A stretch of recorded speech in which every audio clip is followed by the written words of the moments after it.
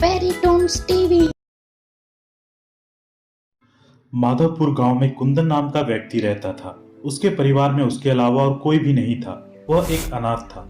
एक दिन उसे किसी काम से शहर जाना होता है। वह सुबह सुबह पैदल ही शहर की ओर निकल जाता है। चलते चलते दोपहर हो जाती है और दोपहर से शाम, और वह काफी थक भी जाता है। हे प्रभु, हे हरिनाम कृष्ण जगन्नाथम प्रेमानंदी, ये क्या हुआ? सुबह से चल रहा हूं, अभी तक शहर क्यों नहीं पहुंचा? और हर तरफ घना जंगल है, एक भी इंसान नजर नहीं आ रहा और ना ही कोई मकान दिख रहा है। कहीं मैं कहीं रास्ता तो नहीं भटक गया? क्या करूं? वह इसी तरह धीरे धीरे आगे बढ़ता रहता है। तभी सामने उसे एक बड़ा पेड़ दिखाई देता है, जिसे देखकर वह रुक जाता है। अरे वाह, इतना बड़ा पेड़! चलो इस पेड़ के नीचे थोड़ा आराम कर लेता हूँ। थकावट मिट जाएगी तो वापस घर ही चला जाऊंगा।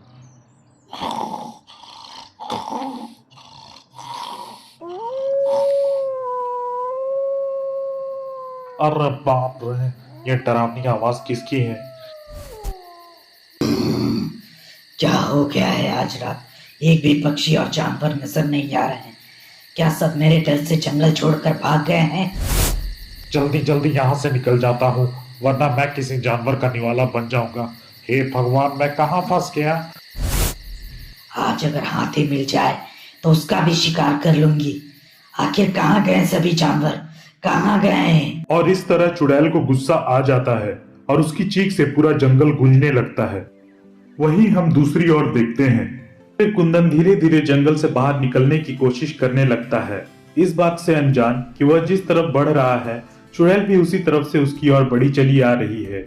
आखिरकार कुंदन और चुड़ैल का आमना सामना हो ही जाता है। अरे बाप रे, ये मैं कहाँ फंस गया? इस भगवान को तू याद कर रहा है, अच्छे से कर ले, क्योंकि मैं तुझे उसके पास ही भेज रही हूँ। फिर कुंदन अपनी जान बचाकर भागने की कोशिश करने लगता है और चुड़ैल भी उड़ते हुए उसका पीछा करने लगती है और उसे पकड़ने में कामयाब हो जाती है। बचाओ मुझे, कोई बचाओ मुझे, मेरी मदद करो, कोई है? बचाओ मुझे, बचाओ बचाओ। फिर हम देखते हैं कि जंगल में बाबा भी तपस्या कर रहे हैं, जिसे कुंदन की आवाज आती है और फिर वह आवाज की दिशा में धीरे धीरे बढ़ने लगते हैं। अरे ये तो किसी मनुष्य की आवाज है, वो भी इतनी रात को जंगल से। आखिर बात क्या है? कोई इतनी घने जंगल में इस वक्त क्या कर सकता है? और यहाँ कुंदन की कुटाई चालू रहती है। तभी बाबा वहां पहुंच जाते हैं और चुड़ैल को रोक देते हैं। तू कौन है अब? क्या तुझे भी मरने का शौक चढ़ा है, जो तू भी चला आया मेरे पास मरने के लिए? बोल। तभी मौका देखकर कुंदन उठकर भागते हुए बाबा के पास जाता है और उसे सारी बात बताता है जो उसके साथ घटी होती है। तू चिंता मत कर लड़के, अब मैं आ गया हूँ। ये चुड़ैल अब तेरा एक बाल भी बांका नहीं कर सकती। क्यों उसे झूठा दिलासा दे रहा है तांत्रिक, जबकि तुम दोनों की मौत आज पक्की है? आज मेरी नहीं तेरी मौत पक्की है चुड़ैल, अब तू मरने के लिए तैयार हो जा। और इस तरह बाबा और चुड़ैल के बीच लड़ाई शुरू हो जाती है और मौका देखकर कुंदन भागकर झाड़ी के पीछे छिप जाता है और लड़ाई जारी रहती है। तभी बाबा अपनी जादुई वार से चुड़ैल को घायल कर देते हैं और चुड़ैल वहीं गिरकर अपनी जान की भीख मांगने लगती है और उन्हें रुकने के लिए कहती है। रुक जाओ बाबा, रुक जाओ, मैं अपनी हार मानती हूँ। मैं हमेशा से ऐसी नहीं थी बाबा, रुक जाओ। मेरा भी परिवार था। मैं और मेरे पति ने घर वालों के खिलाफ जाकर शादी की थी, पर शादी के कुछ महीनों बाद हम दोनों में काफी झगड़े होने लगे और उनको किसी और से प्यार हो गया और वह मुझसे तलाक चाहते थे। हे भगवान, अब मैं क्या करूं? हमने घर वालों के खिलाफ जाकर शादी की थी, अब मैं क्या करूं? मेरी जिंदगी बर्बाद हो गई। और फिर हम देखते हैं कि वह सेठ अपनी प्रेमिका से मिलने आता है, जो कि एक बार डांसर होती है। जाने मन रुक जाओ, और ये नाचने गाने की जरूरत नहीं है। मैंने सारा इंतजाम कर लिया है। अब हमें एक होने से कोई नहीं रोक सकता। आज मैंने फैसला कर लिया है, मैं अपनी पत्नी को इस दुनिया से हमेशा के लिए विदा कर दूंगा। माला को मारने की जरूरत नहीं है, तुम उससे तलाक क्यों नहीं दे देते? वो तलाक देने को राजी ही नहीं हो रही और उसे मारने के अलावा मेरे पास और कोई दूसरा उपाय भी नहीं है। और फिर जब मैं सो रही थी, मेरे पति मुझसे बात करने के बहाने कमरे में आते हैं और अचानक से मुझ पर हमला कर देते हैं और मेरी मौत हो जाती है और मेरी लाश को इसी जंगल में दफना देते हैं। तब से मेरी आत्मा यहाँ भटक रही है। उसने मेरे परिवार से ये भी कहा कि मैं बच्चलन हूँ और किसी और के साथ भाग गई हूँ और इस वजह से मुझे मुक्ति नहीं मिल पाई। मेरे परिवार वाले भी मुझे गलत समझते हैं। जब तक मैं अपने पति को नहीं मार देती, मुझे शांति नहीं मिलेगी। तेरे साथ बहुत बुरा हुआ माला। तेरा पति सच में बहुत नीच आदमी है। मैं वादा करता हूँ बदला लेने में मैं तेरी मदद करूंगा और तुझे इंसाफ दिलाऊंगा।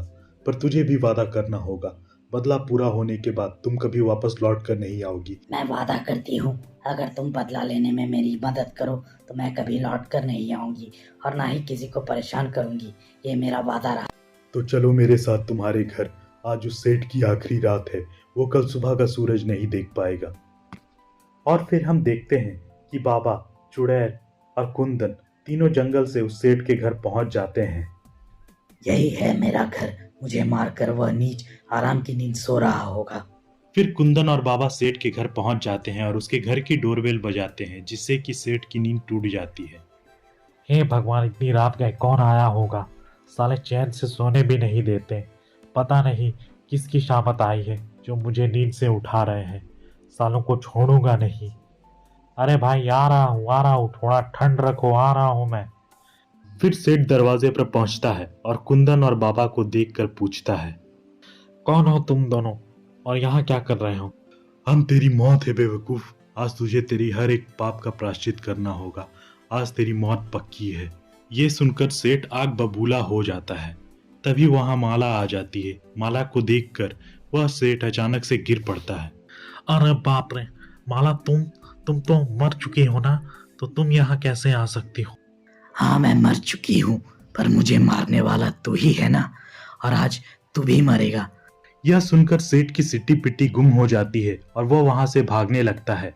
भागते भागते सेठ अपने कमरे में पहुंच जाता है और खुद से ही बातें करने लगता है। सेठ बहुत डरा हुआ होता है। सेठ को अपनी मौत अपने आंखों के सामने ही दिखाई दे रही होती है। हे भगवान, छिपने की कोई जगह भी नहीं है। अब मैं क्या करूं? आज तू कहीं भी भाग जा या कहीं भी छिप जा, तेरी मौत टल नहीं सकती। आज तेरा मरना तय है। माला मुझे माफ कर दो, मुझसे बहुत बड़ी गलती हो गई। मैं भीख मांगता हूँ, मैं तुम्हारा पति हूं ना। यह सुनकर चुड़ैल उसे जोर की लात मारती है और वह जमीन पर गिर जाता है। आज जब तेरी मौत आई है तो तू मेरा पति है। मारने से पहले ये नहीं सोचा कि मैं तेरी पत्नी हूँ। उसके बाद चुड़ैल अपनी जादुई शक्तियों से सेठ पर हमला कर देती है और उसे मार डालती है। आखिरकार मेरा बदला पूरा हुआ। तभी वहां कुंदन और बाबा दोनों ही आ जाते हैं। माला, तुम्हारा बदला पूरा हुआ। चली जाओ ये दुनिया छोड़कर। तुम्हारी जगह यहाँ नहीं, दूसरी दुनिया में है। मैं तुम दोनों का दिल से धन्यवाद करती हूँ। मैंने वादा किया था, अब मैं जा रही हूँ। बहुत बहुत शुक्रिया। और इस तरह बाबा के वजह से चुड़ैल का बदला भी पूरा हो जाता है और कुंदन की जान भी बच जाती है।